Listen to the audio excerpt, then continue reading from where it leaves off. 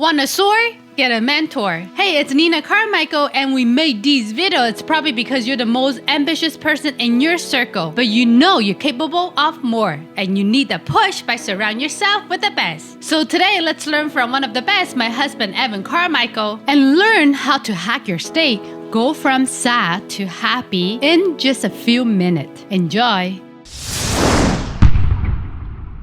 Okay, let's kick it off with rule number 1, hack your state. The fastest way to change your state is music. The fastest way to go from a negative, low energy, sad, depressed, anxiety, stressed out state to one where you're more happy, positive, optimistic, bold, courageous, ready to start the day, the fastest way to get there is by playing the right song or set of songs. Most people, when you're thinking about music, you put on music for how you are currently feeling. So if you're feeling sad, depressed, lonely, isolated, stressed out, anxious, whatever, what do? You're more likely to put on the songs that also make you feel sad. Because you're feeling sad, you put on sad music, and guess what happens? You perpetuate the sadness. But when you flip it, when you're feeling sad, anxious, depressed, and you put on something more positive, guess what's going to happen? You're going to start to be more positive. You're going to start to be more energetic. You're going to start to have more of an optimistic outcome for where you could go, because the song will take you there a lot faster than anything else through my experience has shown. It's faster than going to a seminar. It's faster than watching a video. It's faster than meditation or prayer. Songs. A song can instantly change your state when you're intentional about it. I use music in a bunch of different ways. The most important way is in my morning routine. So the first thing I'll do is I wake up, I'm walking to the bathroom, and I'll put on some music. And I have 2 different playlists that I'll use very consistently. The one is my first thing in the morning playlist, and it's oldies. So Beach Boys, I Will Survive, just like oldies songs for whatever reason, just starts getting me moving. They're happy, they're upbeat, and they get me moving. Any song that gets you moving, there are some songs right now, think about it, picture it, try to find that song, that if it came on, you would have to get out of your chair. Or worst case, if it came on, for the non-dancers out there, if it came on, at the very least, your foot would start to tap, or your knee would start to bounce, right? There's some songs that would happen, it would start to happen for you. That's what I'm talking about. Injecting that into your regular routine, because if you're feeling slow and lazy and tired and woe is me and stressed out and anxious, but then something comes on that forces you to move and it forces you to feel happy because it actually makes you feel happy, that song, then guess what? You're going to start to feel happier. And when you start to feel happier, that's going to allow you to create a lot more amazing things. Because if you started your day with the thing that made you feel happy, right, that got you in a better mood, no matter what happened last night, you're going to have a much better day. One of the challenges of being an entrepreneur is you might have had the greatest day yesterday of all time. Yesterday was fantastic. You crushed your goals. You did something amazing. You pushed through your fears. Hey, awesome. You feel so great. Wow, so much is possible. And you wake up the next day. It's like, oh, I'm starting over. Has that happened to you? You had tons of energy yesterday and you wake up the next day and you feel like you're starting over? Music is the fastest way to get you back into your state. So my morning playlist is oldies first thing. And then after I've gone through my oldies and I'm ready to actually start the day, I'll put on my Believe playlist. And that's a public playlist you can find on my main channel. Just look up #Believe. There's a couple hundred songs on there. And they're songs that just give me energy again. They're not only like the fun oldie stuff, but you go watch it. There's stuff, there's Serbian songs, there's Japanese songs, there's Chinese songs, there's K-pop songs, there's Italian songs, there's Selena Gomez, there's all sorts of stuff in there that I put on, that it's not just the same song every day, because the same song will start to lose its vibe and feeling. So you have a playlist of songs that I'll have on throughout the day that I'm sitting on a trampoline, right? So this is my natural all day long. I try to calm it down for when I'm filming videos so it's not too distracting. And I got the music playing and I'm bouncing all day. You're just gonna show up with more energy, with more positivity, with more happiness than if you're sitting down, lazy, slow, feeling the weight of the world and having negativity around you, right? Or apathy around you, like it doesn't matter, or you don't care, or nobody around you cares, right? You can force yourself out of that state by putting on the music. Now, I should caveat this to say not every state you need to force yourself out of. Out of all the negative states, I don't want to feel any of them at all, but the one that I think you have to feel is grief. I think snapping yourself out of grief could actually be counterproductive. Anything else is not worth feeling very heavily, in my opinion. If you're jealous of somebody, I want to snap out of it. I want to stay and be jealous of somebody. If you're angry at somebody, I want to snap out of it. I don't want to be angry at somebody, right? A lot of the negative emotions, if I'm frustrated or stressed or anxious, that doesn't serve me. I don't know how that serves me. If you can figure out how that serves you to sit in it, then great. But I don't think it serves you that much. So you feel it for a moment and then you snap out of it with music. Grief is a whole different thing. Over the past year, we've lost, in my family, I just buried my grandmother, my last remaining grandparent, last week on Friday. We lost our family dog, who just was with us forever. And for anybody who doesn't have dogs, you may think I'm crazy, but anybody who has dogs, you know what it's like. And lost my sister-in-law as well. And you just have to feel it. Yeah, you just have to feel it. I think you just have to go through the process. If you look at me filming videos, I have not stopped filming videos for 12 years, however long I've been making content. I film videos through my broken neck. I film videos through my concussion. You can go back and see me with like scab on my face, gained 30 pounds, neck brace on. Like there was no time that I stopped making videos, except the week that we had to put my family dog down.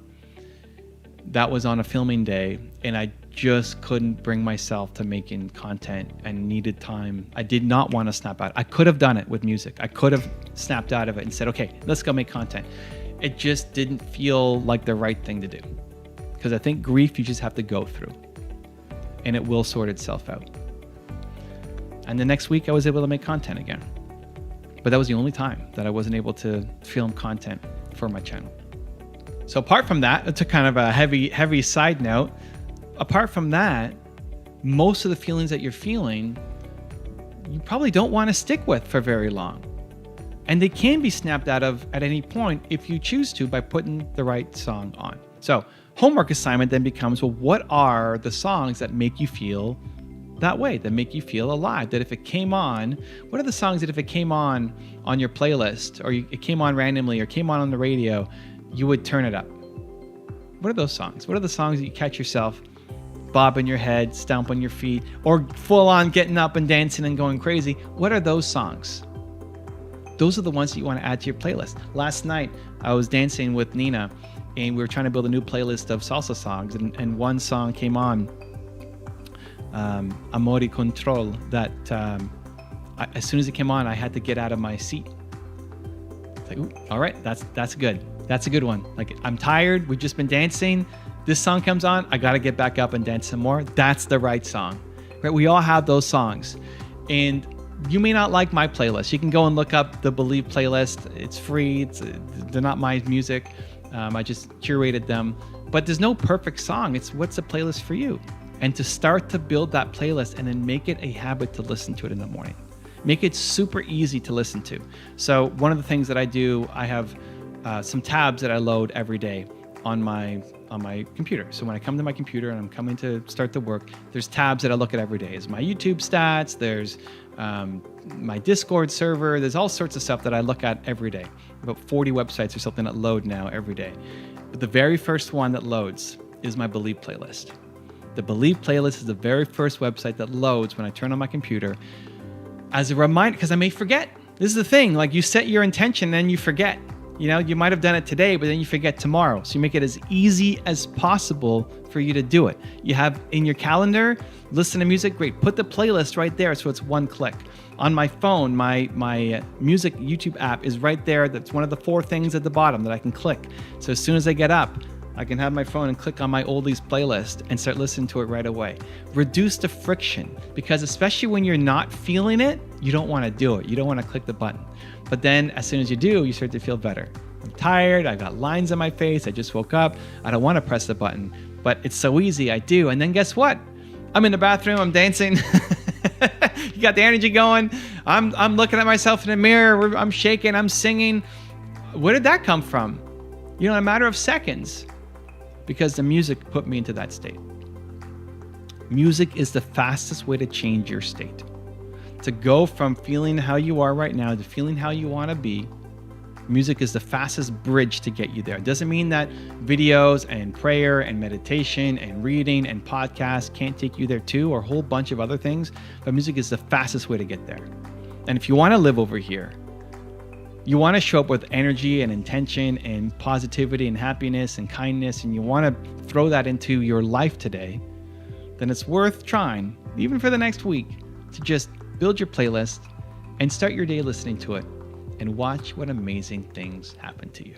Rule number 2, change your environment. I think everyone is born an optimist, and then your environment sucks the soul out of most people. When you're a baby, you don't stress out about how you look, what you're wearing, or how you're smelling. When you're a kid, you don't hate your life and complain about the world. If there's negativity in your head, it was put there by someone. And if you want to change it, you need to change your environment. So I've had the good pleasure of seeing one of my friends, Mark Drager, a great friend of the channel, been involved with the channel for a number of years, become more optimistic, become more positive. And he was wondering, could I even do it? Is it possible? He was a guy who was naturally pessimistic. He had a lot of stuff happen to him, like we all have. A lot of situations, a lot of circumstances that made him see the negative of what's happening, of be pessimistic, of not being the typical optimistic, everything's gonna work out great entrepreneur.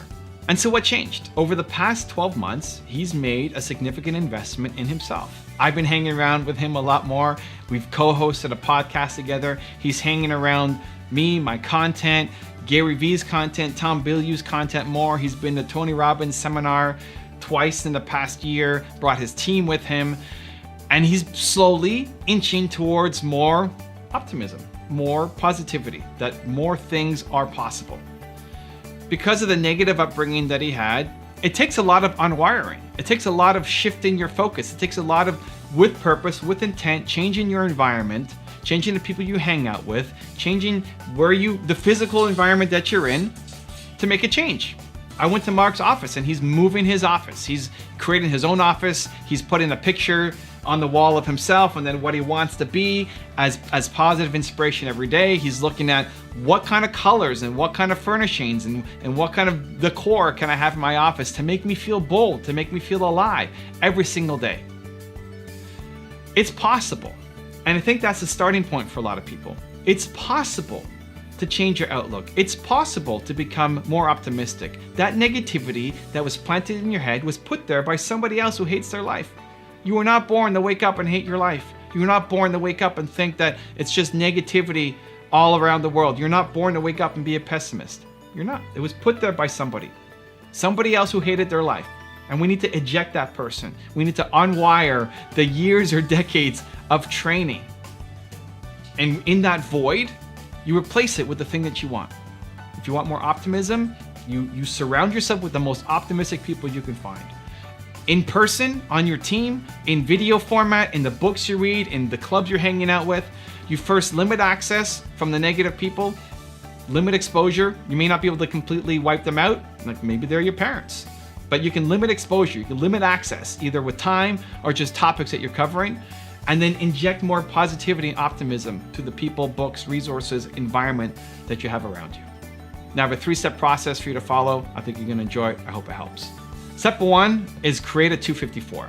So the 254 series I made, we've got, 5 or 6 of them, where every day for the next 254 days, I send you a video on a different topic. So it could be about self-love, it could be about confidence, it could be about writer's wisdom, it could be about Black excellence, girl boss. We have a whole bunch of different series that are geared towards helping you feel more confident in a certain area of life. So if you want to have more self-love, then every day for 254 days, I send you a free video. I've talked about it a bunch on this channel. There's links in the description. You can go check it out. It's absolutely free. But whether it's coming from me or you find your own source, you need to create your own 254. You need to create your own thing that every day you're consuming that slowly starts to shift your perspective on things, that slowly makes you feel like this is actually possible. I made my channel selfishly for me. I wanted to be around Elon Musk, and Tony Robbins and Oprah on a daily basis and get their messages in my head to make me feel like more is possible, that this is not my final resting place. And then I share it with you guys, and thankfully you like it too. So you need to create your own version of that. I made my channel for me. I made the 254s for you. Maybe I haven't picked the right one. My goal is to have 1,000 254s. Now, why 254? Because it takes 18 to 254 days of successive action for a habit to form. The average is 66 days. So if you're trying to start a new habit, it takes an average of 66 days for you to form it. The fastest case is 18 days, and the slowest, the worst case is 254 days. So I made the 254 series because even if you are the slowest learner, the slowest human alive, the most stubborn person, I'm gonna be there with you every step of the way for 254 days. So whatever the habit is you want to build, if it's optimism, then surround yourself with something, some resource, some information, some video, some book. Every day you're consuming micro-dosing, every single day you will become it. Step number 2 is collect good people. I have this saying where I love collecting good people. I love collecting people who make me feel more energetic, positive, happy, belief. When you find somebody like that, collect them, hold on to them, even if you don't know how it's going to work out yet. I was driving through the desert thinking about my buddy Mark, and I thought we should do a podcast together. I don't know why I thought that. It just came to me.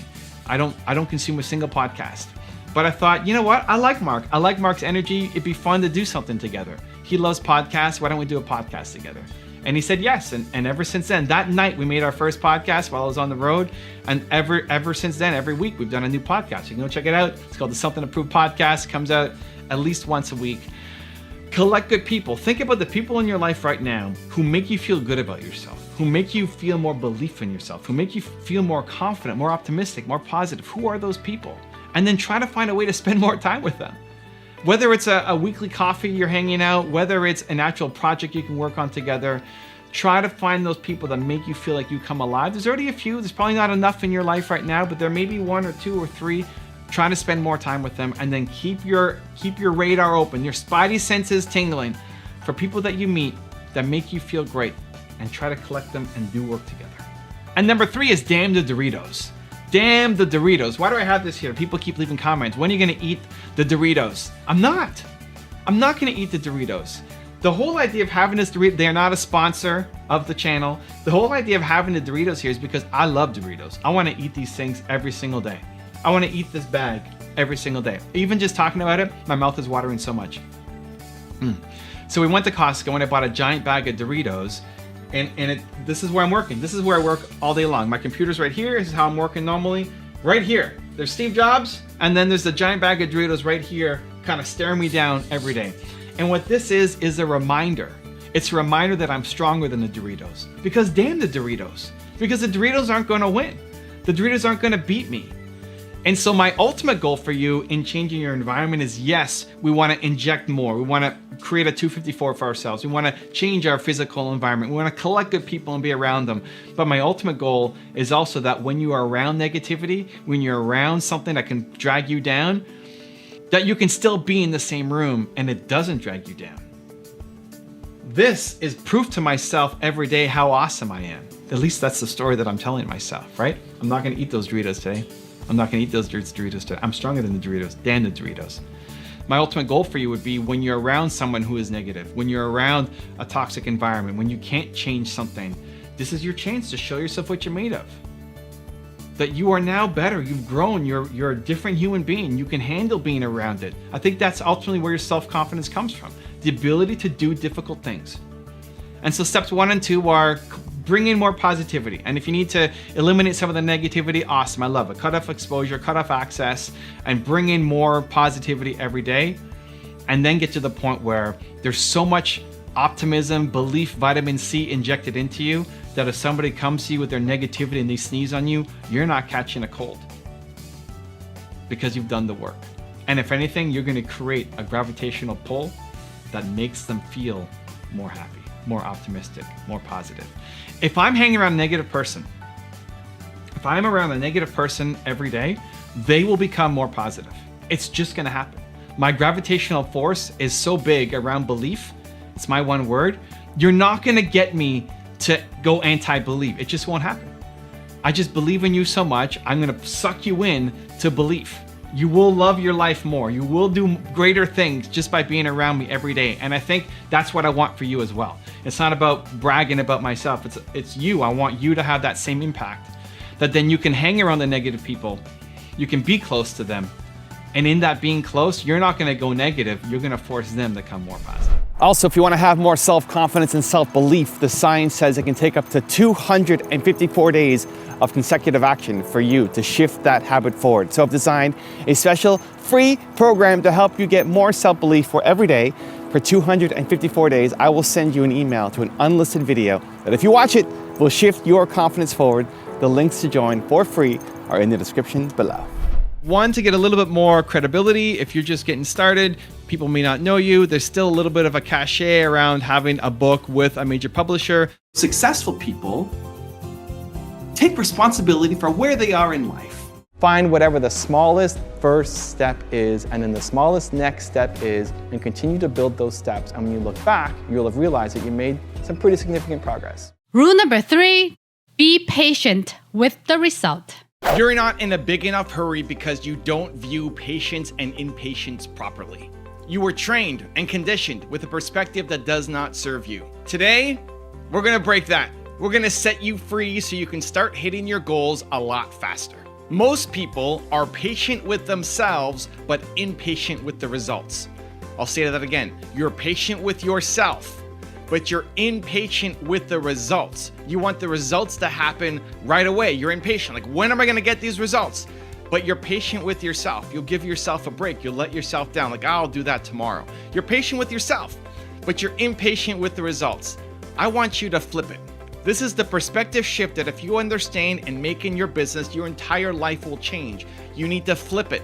You wanna be patient with the results and impatient with yourself. You want to be patient with the results and impatient with yourself. Know that the results that you're after will take time. You're chasing down big goals. You're an entrepreneur. You want to do amazing things. It's going to take some time for that to happen. But the impatience you need to put on a daily basis is on yourself. That you do the most that you can do today and every single day to move a little bit closer to achieving your goals. So look at my business as an example. My next goal is to hit 10 million subscribers on my main YouTube channel. That's a big goal. It's going to take me a while to get there, right? It's not going to happen tomorrow. No matter how much work I put in, no matter what I do, it's not happening tomorrow. It's going to take some time. I get that. I'm patient with that. And I'm insanely impatient with myself. It's like, what can I do more today to get me closer to that goal? How can this video be the best video I've ever made? It may not come out, but it's my intention. You may not get that result every day, but it's my intention. If your intention was to every single day do the most you could do to move closer to your goal, man, you would get there so much faster. The problem is you're too patient with yourself. It's okay. I'll do it January 1st, right? New year. I'm gonna start fresh. January. I'll do it Monday. Start of the week. I can't do it now. It's a Thursday now. I can't do it now. I'll do it Monday. It's start of the week. I'm gonna start. That's the problem. If that's you, then the best thing you can do is right now. Right now. Instantaneously. The rest of today has to be amazing. And same thing for tomorrow. And same thing for tomorrow. Stop letting yourself off the hook. Stop saying it's okay, I'll get to that some other time. This is the problem why you're not accomplishing your goals faster. You're too patient with yourself. And then you're sitting there wondering, why am I not getting results? I've been doing this for 4 years and I haven't gotten results yet. You've been barely doing it. That's the problem. Doing something once a week, doing these starts and stops, you're never gonna hit your goal. It's gonna take you such a long time to get there. So don't be frustrated that it's taking time to get there. Be frustrated with yourself and the lack of effort that you're putting in to attack it. And change your identity. As soon as you start coming with that idea of, I'll do that some other time, instantly stomp that out. Crush it. I'm doing that right now. And so I want to hit 10 million subscribers. It's going to take me some time. You might say, wow, you're growing quickly. Awesome. I think I'm growing slowly. Right? I want to go faster. I want today to be the best day ever. I need to make this video better. I need to make my thumbnails better. I need to make my team better. I need to make the editing better. It's a constant push every single day to do the most that you possibly can to get closer to accomplishing that goal. I want you to flip it. Be patient with the results. They will come. And impatient with yourself. If you every day woke up and attacked your goal and were insanely impatient with yourself and said, today has to matter, today has to count, today I'm gonna do something to move way closer to my goal than I ever thought possible, I'm gonna demand more of myself today. If you did that every day, holy cow, those goals are gonna pour in for you, and I'm cheering you on. So let's go super tactical for a minute. I want you to think about one thing that you've been putting off, one thing that you know you need to do, one thing that you know would move you a little bit closer to your goal, one thing you've been putting off. What's coming to mind right now? One thing that you have been putting off to say, I will get to that later. I will tackle that on Monday. And show yourself what you're made of. Make yourself proud today. The problem is we're not proud enough of our own effort. We're not proud of ourselves. It's not about proving it to anybody else. It's not about proving it to me or your parents or your family or anybody else. It's proving it to yourself. Being proud of yourself. And so my challenge for you today is, I want to go tactical. I want you to think about one thing that you have been delaying, that you've been putting off. I want you to tell me what that thing is in a comment below. And as soon as you press enter or send or whatever you press on YouTube to submit a comment, and then go do that thing. Or at least take a micro action on it to start building momentum and to start shifting your identity as you are somebody who is impatient with yourself. You're going to demand results from yourself on a daily basis. Rule number 4, stop comparing to others.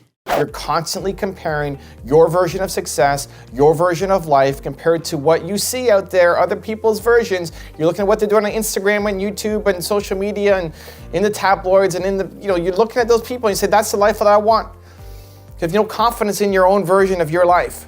That's the problem. That's what you need to fix. Otherwise, you're constantly looking for the missing goat number 3 that never will exist. So I'm doing this 90-day tour right now, 23 cities, 90 days. I often get asked on my tour, hey, Evan, what's the perfect morning routine? Like, what do you do every morning to get yourself started? What I do almost doesn't matter.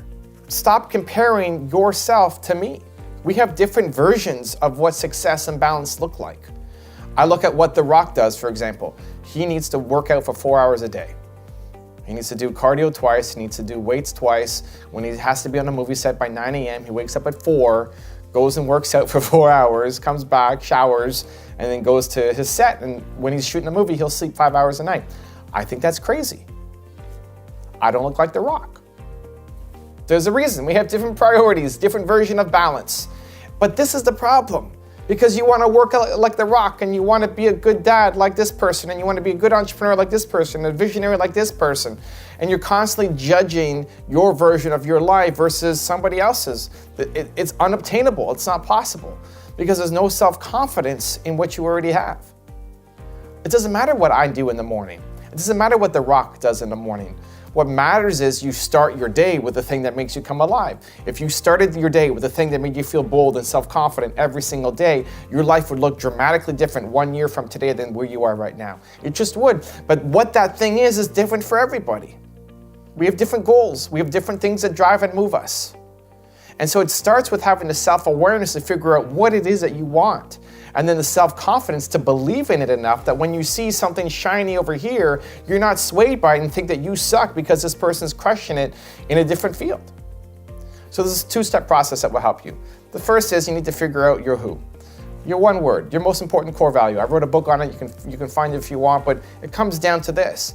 What is the single most important core value that you have as a human being? It's one of the most important questions that you can ever ask yourself. What do you stand for? What's your most important core value?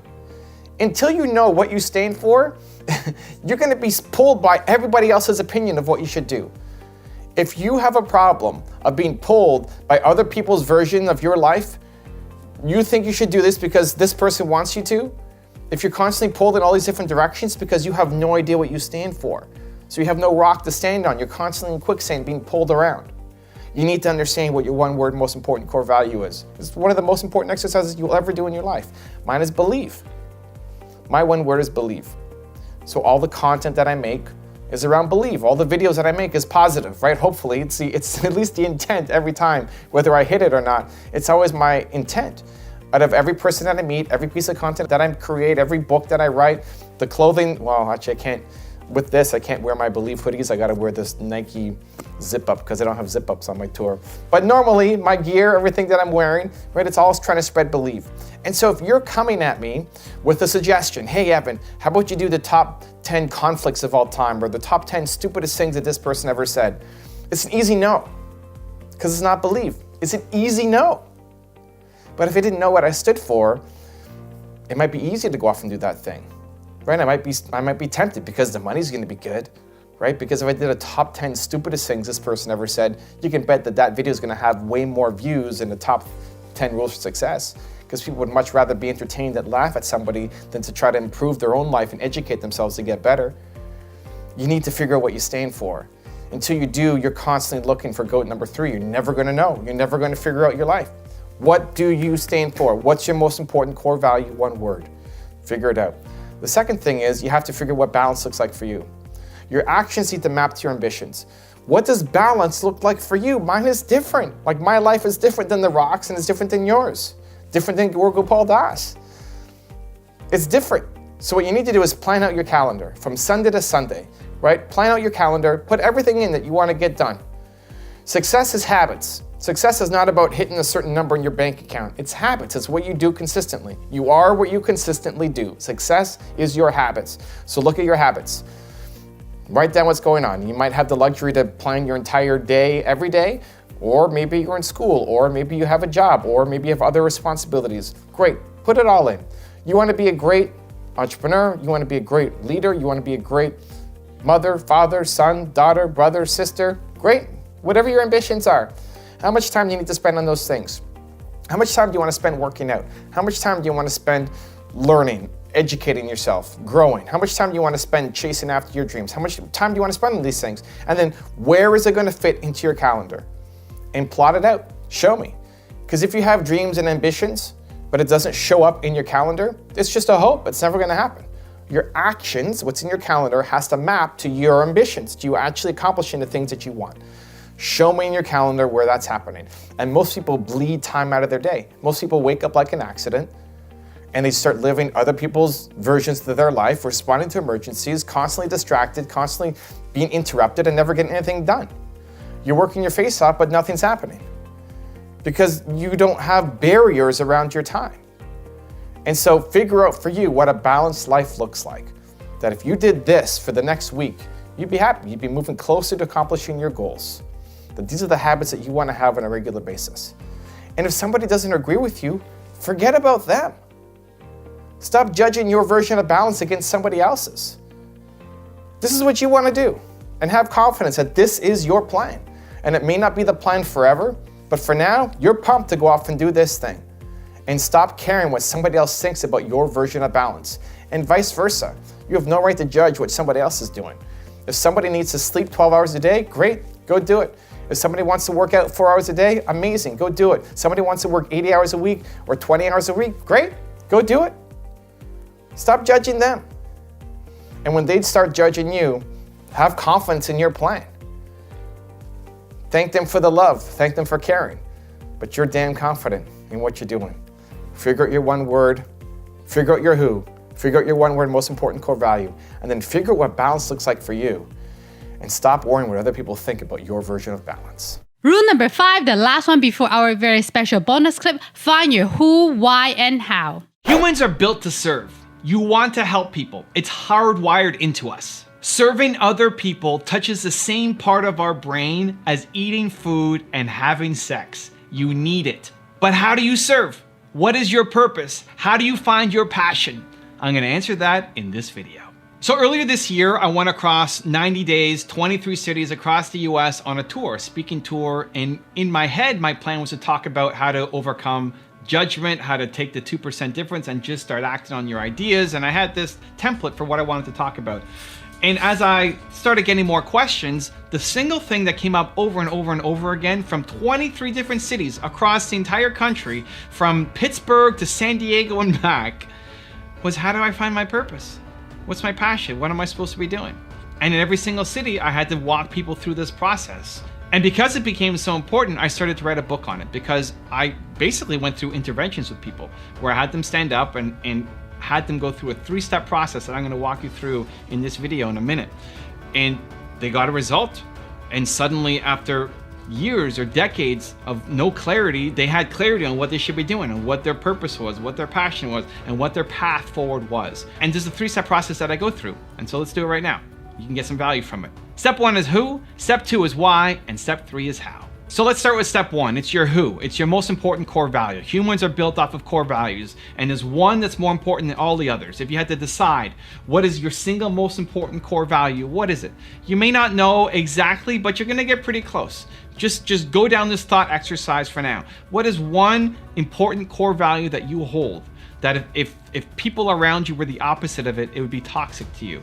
It's important to figure out, because when people don't know what their most important core value is, you get pulled into a whole bunch of different directions. You get pulled to follow somebody else's purpose, somebody else's mission, and settle for it. But what you're settling for is crumbs. It's crumbs of purpose, because it's their purpose that you're just kind of helping instead of you actually living your purpose. It makes a massive difference. It starts with what is your single most important core value, and you can look at that by what are all the things that have made you come alive in the past, the people you love, the relationship that worked out, the thing you learned from your teachers the most, why you love those people so much is a common thread. And when you figure that out, it allows you to build a better life and business going forward with intention around your most important core value and bringing people alongside your mission to support you, so you're working with the people who are like-minded instead of having a random assortment of people who might have great skills with different values and it doesn't work out. Step 2 is your why. This is your purpose. Your purpose comes from your pain. Your purpose comes from your pain. Think about the most painful moment you had growing up in your past. It doesn't have to be from 8 years old. Maybe it was something that happened 2 years ago. But the most painful moment in your life, what was it? Where you felt not physical pain, but emotional pain. That you felt worthless as a human being. When did you feel the most worthless as a human being? That moment. Helping other people is built into you, right? Humans are built to serve. But helping people who are exactly like that will be the people that you love helping for the rest of your life. Because whether that was 2 years ago, 5 years ago, 20 years ago, let's just say it was 5 years ago for this example, the person who you were 5 years ago, you've grown a lot since then. You may not be out of the woods. You may not have figured it all out. You're still on your journey. You're still learning and growing, and you never want to stop learning and growing. But you're way better than you used to be. You're way better than you were 5 years ago. Now, there's a lot of people who are exactly who you used to be 5 years ago, and they're struggling, and they need help, and they need guidance, and they're afraid, and they don't know what to do. You can help them. Just like the version of you right now could go back 5 years and help the person who you used to be, there are a lot of people who are what you used to be. They currently are what you used to be. You can help them. And helping them, it's not just a matter of you can. It'll fill you up. It'll never get old for the rest of your life. Your purpose comes from your pain. And then step 3 is your how. This is your passion. So how did you get out of it? How did you solve the problem? Again, you might not be totally out of the woods. You're still learning and growing. Amazing. But you've learned a lot since the person you were 5 years ago. How did you get out of it? What did you do? Was it watching YouTube videos? Was it meditation? Was it getting in shape, eating better food? What was it? What did you do? What did you do to save yourself? That was not a random occurrence. That was not something that can just work for you. That's a recipe that you can apply to help other people as well. The path that you took to get out, or at least get a little bit better than where you used to be, is something that is teachable that you can help other people with as well, and give them hope, and give them momentum, and give them confidence. And again, that will fill you up for the rest of your life. Most people aren't happy in life because they're living somebody else's truth. You're not living your truth, you're living somebody else's version of it. Your parents, your family, your culture, your society, you're living somebody else's version of it. And so you're never happy because you never explored it. You never picked at it. You never found out what you could be. And you settled for something less than what you're capable of. You know you're capable of more. You may not know what the thing is that you should be doing, but you know it's not this thing right in front of you. I can't tell you how many people I've met on this tour who have that story to share. I had a woman whose father told her that women should not be doing any kind of entrepreneurial ventures, that women are meant to be teachers. And so she spent 15 years being a teacher before having the courage to jump off and start her own business. And now she has a multi-million-dollar construction business. I had a girl come up in Albuquerque, where I am right now, who studied for years to be an accountant. Why? Because her mom was an accountant. And so her mom made her go study to become an accountant. And she didn't know what she wanted to do. So she said, okay, great. Yeah, I'll be an accountant. She just graduated and realized I don't want to be an accountant. This isn't for me. It's easy. It's the path that my parents took. Like, it's great for me to get into it. I can get easy money. You know, my mom said, I'll like it when the money starts coming in, but money's coming in and I don't like it. I want to do something else. I know I'm meant for something greater. And so she told her mom, I don't want to do this. I want to learn how to be a management consultant and I'm going to go back to school. That takes a lot of guts. That takes a lot of courage. Most people do not have that courage. Most people do not have the courage to stand up to their parents and say, I don't want this life. It doesn't mean you have to hate them. You have to attack them. You have to tell them they're wrong. This is for you. You don't want that life. Most people never have that courage. And the story that comes to mind for me is Accio Morita. And use this as motivation, as wisdom. If you are trying to battle your parents or your culture, your friends or your society, remember Accio Morita. He started Sony. Now, he came from 11 or 12 generations of sake brewers, Japanese background. The Japanese culture is super family oriented, and the oldest always takes over the family business. The oldest has to follow in line with what the family was doing. And so he was expected to take over the sake business. And it's not just one generation. You're talking 11 or 12 generations in a Japanese society. And he said, I don't want to do this. I want to start my own business, a technology company, at a time when Japan was known for super low quality products. This is the man who put Japan on the map for high quality products. That products coming out of Japan meant something, was a stamp of quality because of Accio Morita. And he went on to build one of the most successful brands in the world, Sony.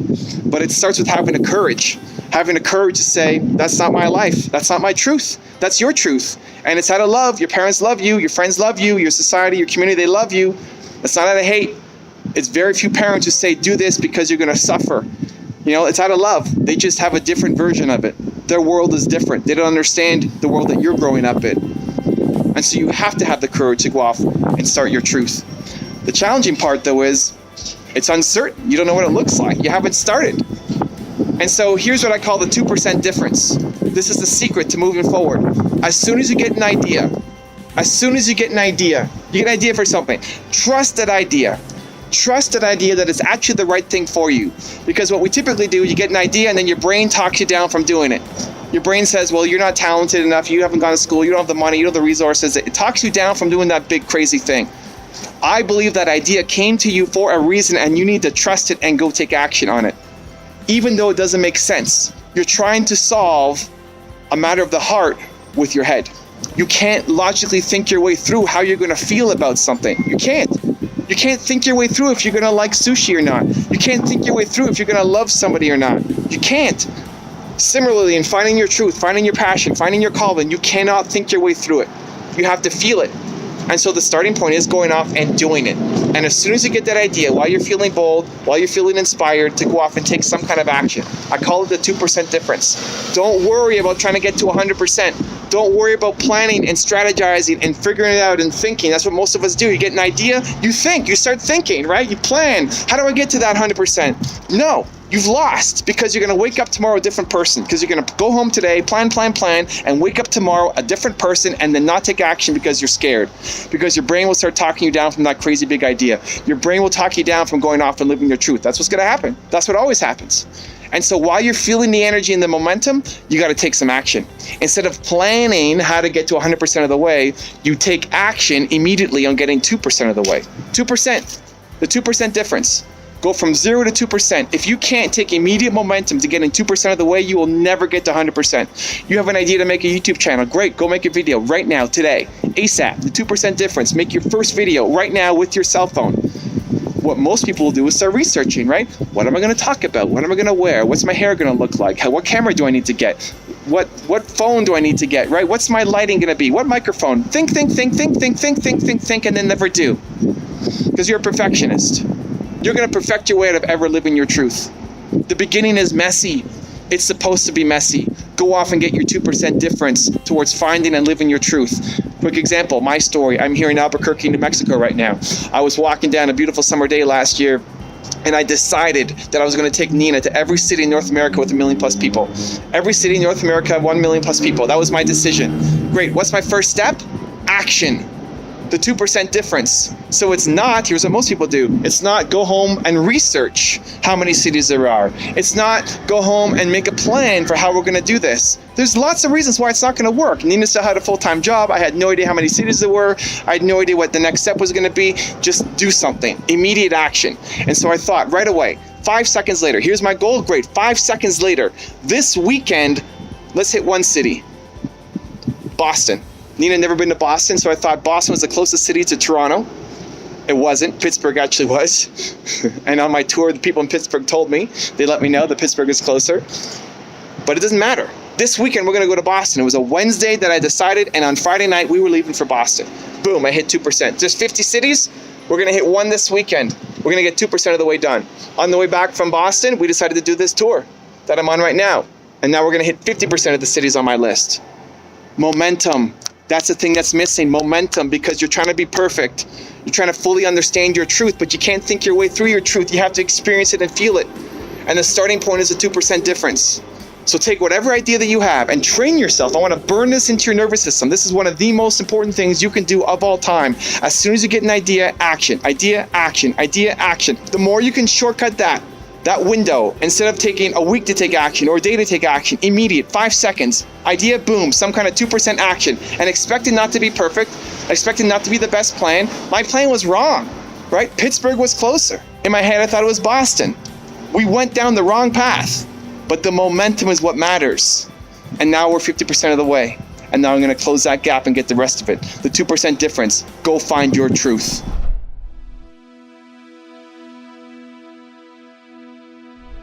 Because you made it this far in a video, I want to celebrate you. Most people start and don't finish. Most people never actually follow through. Most people say they want something, but they don't ever do the work to actually get it. But you are different. You are special. Believe Nation, you made it here all the way to the end, and I love you. So as a special celebration, if you put a hashtag believe down in the comments below on this video, I will showcase you and celebrate you somewhere on the screen in a future video because you are awesome. If you want to learn how to beat your fear and achieve everything, check out the video next to me. I think you're gonna enjoy. Continue to believe. I will see you there. If you never address them, if you never do those things, those great ideas that you got inside your head that could change the world, if you never take them on, you'll live your entire life knowing that you were capable of more.